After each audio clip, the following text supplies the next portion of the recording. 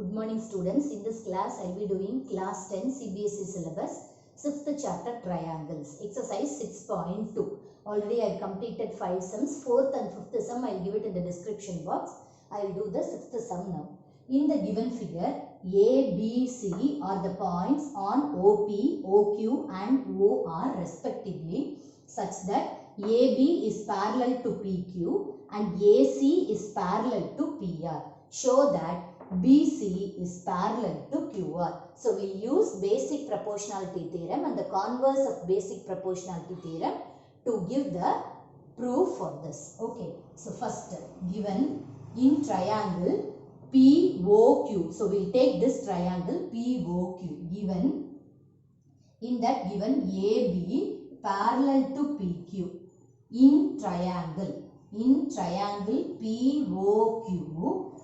given AB parallel to PQ. So by basic proportionality theorem, since the lines are parallel, we can write the lines are parallel, the sides are in proportion. OA by PA. Okay. OA by PA is equal to OB by BQ. OB by BQ. So this one is the first equation by basic proportionality theorem. Okay. Now we'll take the other triangle. Triangle POR. In triangle POR, given AC parallel to PR. AC parallel to PR. Okay. So by basic proportionality theorem, OA by PA is equal to OC by RC. OC by RC. So this one is second equation by basic proportionality theorem. Okay. So when we compare first and second equation, see LHS is equal. OA by PA, here also OA by PA we have. So RHS is equal. So from 1 and 2, we can write OB by BQ is equal to OC by RC. That is OB by BQ. Sides are proportional. This side. Same way OC by RC. OC by RC. Since the sides are proportional, by converse of BPT, we can say BC is parallel to QR. Okay. So therefore, BC parallel to QR by converse of BPT. Definitely we need to write the reason for what basis, on what proof you are giving the required proof. Okay, by converse of BPT. So by converse of BPT, we can say that BC is parallel to QR. So that is the thing we are asked to show. Okay. Next sum is 7th one. Using BPT, basic proportionality theorem, prove that line drawn through the midpoint of one side of a triangle parallel to another side bisects the third side. So, when we take a triangle ABC, a line drawn through the midpoint of one side. So, we will take that D is the midpoint of the side AB.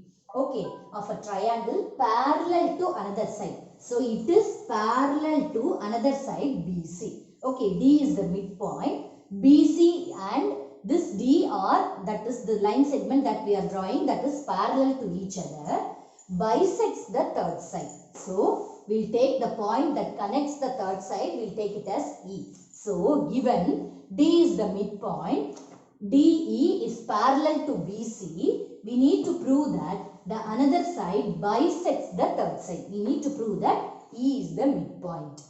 Okay, so this is the thing we are asked to prove. So first, what are all the things given? Given D is given in triangle ABC. Given in triangle ABC, D is midpoint. D is midpoint of side AB. DE parallel to BC. DE parallel to BC. DE is parallel to BC. So these are all the things given.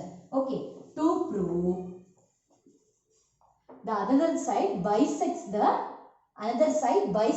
third side. That is to prove AE is equal to EC.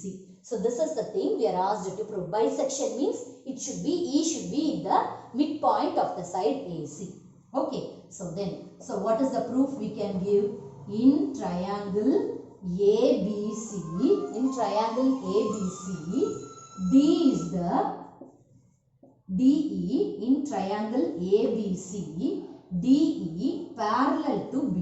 DE parallel to BC. So, by basic proportionality theorem, AD by DB is equal to AE by EC. AD by DB is equal to AE by EC. Okay, given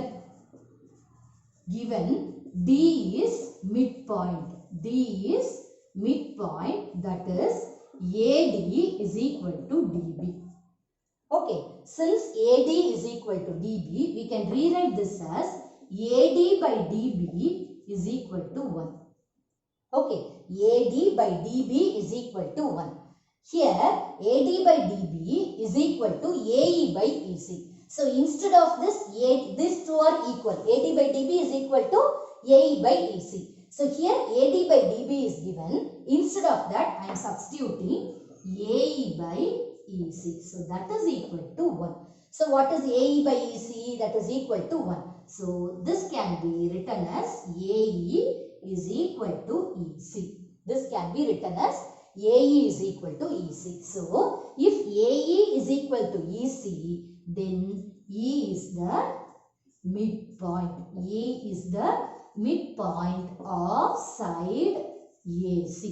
E is the midpoint of side AC. That is, it bisects the third side. That is, it bisects the third side. It bisects the third side. So, whatever they are asking us to prove, that we have given the proof for that. Okay, clear? So, basic proportionality theorem and converse of basic proportionality theorem, you be thorough with the concept, then we can do as many sums as possible based on those concepts. Okay.